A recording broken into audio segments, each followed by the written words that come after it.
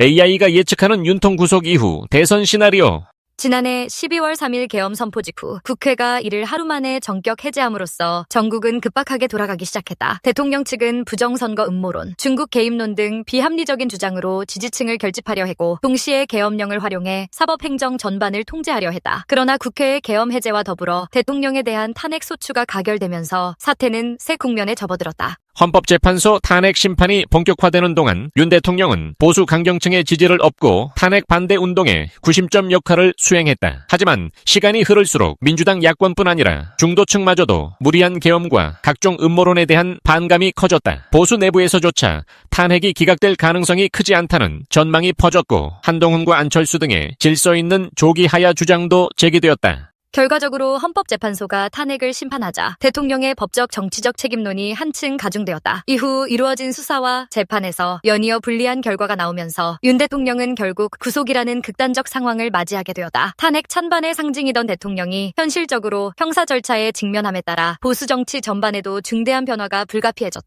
탄핵 국면에서 보수 진영이 결집할 수 있었던 주요 동력 중 하나는 이재명에 대한 강한 거부감이었다. 실제로 최근 각종 여론조사에서 이재명 대표는 가장 대통령감에 가깝다는 응답과 동시에 절대 찍지 않을 후보 1위라는 상반된 지표를 모두 기록했다. 이러한 양가적 평가 덕분에 보수 진영은 반이재명을 고리로 결집이 가능했다. 그러나 윤 대통령이 탄핵 구속되면서 반이재명이라는 감정적 기치는 더 이상 대통령 개인의 구심점만으로 유지되기 어려워졌다. 윤 대통령에 대한 동정론과 탄핵 반대 집회가 일정 부분 성공적으로 이뤄졌음에도 헌재의 탄핵 심판과 사법부의 구속영장 발부로 인해 대선 전략으로 이어지는 실효성 있는 운동이 되기 어렵다는 평가가 나온다. 결국 반이재명 정서를 대선 승리로 이어가기 위해서는 배신자 프레임에서 벗어난 폭넓은 연합 정치가 필요한데 현재 보수 진영이 과연 그 길을 갈 수 있을지는 불투명하다. 윤석열 대통령이 탄핵 반대 운동에 상징적 지위를 차지했던 것은 사실이지만 구속 이후 그의 영향력은 급격히 줄어들 수밖에 없다. 재판 결과도 연전연패인데다 기존 친윤 세력도 계엄령 발동의 적법성, 음모론 관련 혐의에서 등을 돌리는 모습이 나타난다. 이런 분위기는 특히 중도 합리 보수층에 윤석열 구하기보다는 새로운 대안 찾기로 기울도록 만들고 있다.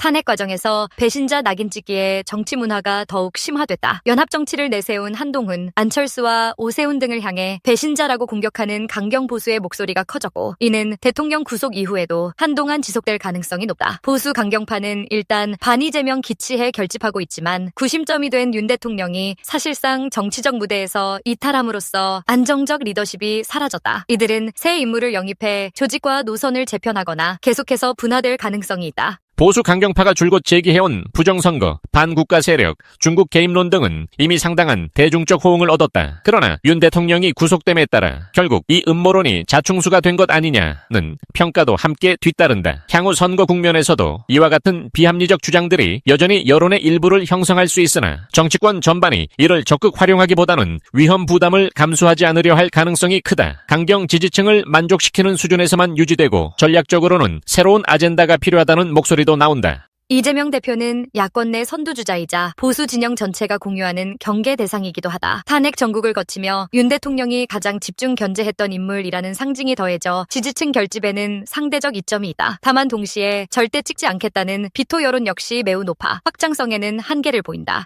보수가 내부 분열을 심화하면 반이재명 정서가 대한부재 속에 힘을 잃고 이재명 독주 구도로 갈 수 있다. 이미 여론조사에서 이재명 대표가 30% 안팎의 굳건한 지지층을 갖고 있는 반면 보수 주자들은 한 자릿수 지지율로 분산돼 있다. 윤 전 대통령 구속 이후에는 보수 강경파와 온건파 사이의 갈등이 더욱 커질 가능성이 크다. 이 상황에서 이재명 대표가 여러 법적 리스크를 극복하고 민주당 내 분열을 최소화한다면 사실상 독주에 가까운 국면이 전개될 수 있다. 반면 보수 중도 세력이 대선을 앞두고 단일화에 성공한다면 이재명 대표의 높은 비토율이 결정적 약점이 될 가능성도 있다. 다만 윤 대통령의 구속으로 인해 더욱 심화된 배신자 프레임을 어떻게 해소하느냐가 문제다. 한동훈, 안철수, 오세훈, 김문수 등 온건 성향으로 분류되는 인물들이 나름의 지지 기반을 확보하고 있지만 강경 보수의 지지가 필수적인 선거 국면에서 단일화 성사에서 승리로 이어지려면 과거와 결별한 보수 진영의 재정비가 이뤄져야 한다. 그러나 현재까지는 배신자론이 강하게 작동하여 있으며 연합 정치에 대한 내부 공감대가 형성되지 않은 상태다. 한편 윤 대통령은 비상계엄령의 위헌성, 정부 부처 통제 과정에서의 직권남용, 부정선거론 조장 등 수많은 혐의와 재판을 앞두고 있다. 이 재판들은 대통령 재직 시의 행위가 중심이기 때문에 정치적 논란과 법적 다툼이 길어질 공산이 크다. 윤 대통령 본인도 결백을 주장하며 모든 혐의를 부인할 가능성이 높기에 구속 상태에서 진행되는 공판마다 치열한 공방이 벌어질 전망이다. 구속기간이 길어질수록 윤 대통령을 둘러싼 동정론이 일부 보수 지지층에서 커질 수 있다. 그러나 중도층과 온건 보수층에는 법치의 유린과 음모론 강행이라는 이미지가 더욱 굳어질 위험이 크다. 탄핵과 구속 과정을 거치며 보수 진영 내에서도 인적 재편이 빠르게 진행될 수밖에 없는 상황이다. 동정론이 강경 지지층을 다시 묶어낸다고 해도 결국 대선 승리를 위한 확장성 확보에는 한계가 분명하다. 일부 보수 정치인들은 윤 대통령을 구속까지 몰고 간 무리한 계엄과 음모론에 대한 책임 인정과 자성의 목소리가 먼저라고 강조한다. 반면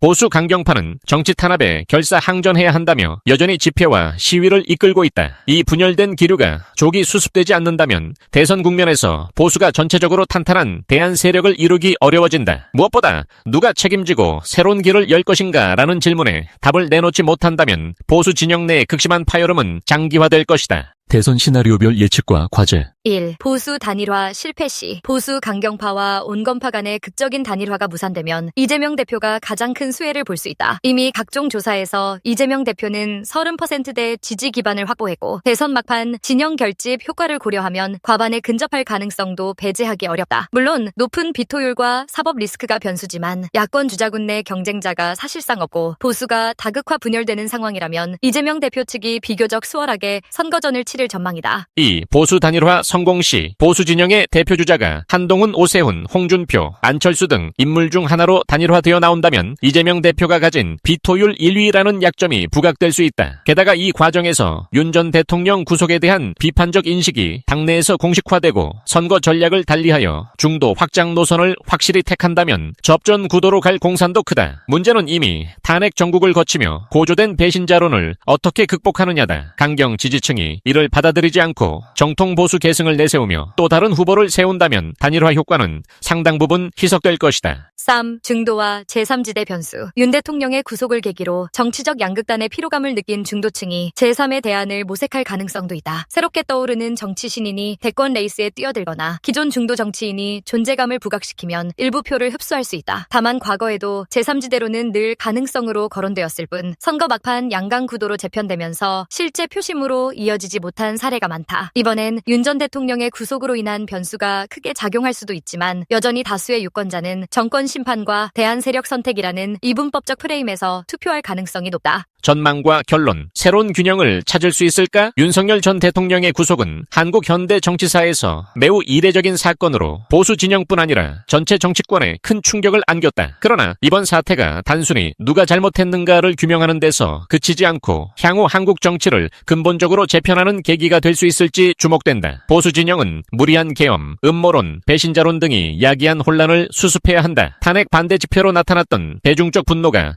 실질적 대안 정치로 이어지기 위해선 강경 이슈를 자제하고 제도권 정치를 복원하는 노력이 필수적이다. 야권은 높은 지지율 속에서도 이재명 대표의 비토 여론이라는 구조적 한계를 안고 있다. 보수 분열이 장기화하면 어부지리로 승리할 가능성은 커지지만 그 과정에서 검증과 연합 정치를 통한 확장 전략을 놓치면 이재명 대표 집권 후 정치적 갈등 재현이라는 우려도 존재한다. 중도 및 제3지대는 양극단 갈등에 대한 환멸, 구속된 전직 대통령에 대한 엇갈린 평가 속에서 합리적 대안 정당을 꿈꾸지만 실제 선거까지 살아남기는 쉽지 않다. 결국 주요 정당의 외연 확장 노력과 선거 구도가 결정적 영향을 미칠 것이다. 정치 결국 윤 전 대통령 구속 이후 정세는 보수 진영이 과연 새로운 균형점을 찾을 수 있느냐에 달려있다. 탄핵과 구속이라는 극단적 사태로 인해 표면화된 보수 내부의 균열과 음모론적 경향을 극복하고 중도 온건 세력까지 아우르는 제도권 정치의 회복이 이루어지지 않는다면 이재명 대표 체제하에서 야권이 상대적으로 유리해지는 구도가 굳어질 가능성이 높다. 따라서 지금 시점에서는 보수 진영의 방향 전환과 이재명 대표를 포함한 야권 세력이 낮은 지지율이 아닌 높은 비토율을 어떻게 넘어설지가 핵심 관전 포인트다. 양측 모두 내부 혁신과 통합에 실패한다면 극단의 갈등이 반복될 뿐 아니라 정치 불신의 회복 불가능한 심화라는 최악의 시나리오도 배제하기 어렵다.